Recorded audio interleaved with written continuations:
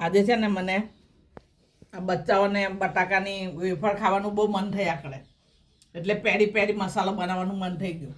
તો આ બધું મેં તૈયાર કરેલું છે, તો મેં કીધું હાથે હાથે તમે લોકોને બતાવી દઉં.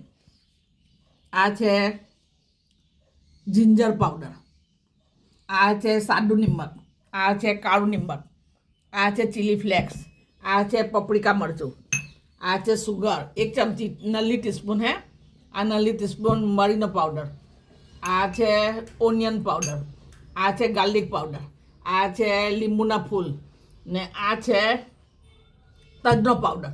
હવે એ બધાને ગ્રાઇન્ડરમાં નાખીને પીસી કરા. આ પેરી પેરી મસાલો તૈયાર થઈ ગયો. આ 12 વાટકીમાં બધો અલગ અલગ મસાલો નાખેલો હતો, તેને બધાને ગ્રાઇન્ડરમાં નાખીને પીસી લીધો. હવે આ ફાઇન પાવડર બનાવી લીધો. પાવડર તૈયાર થઈ ગયો. હવે એને કાચની બરણીમાં ભરીને મૂકો.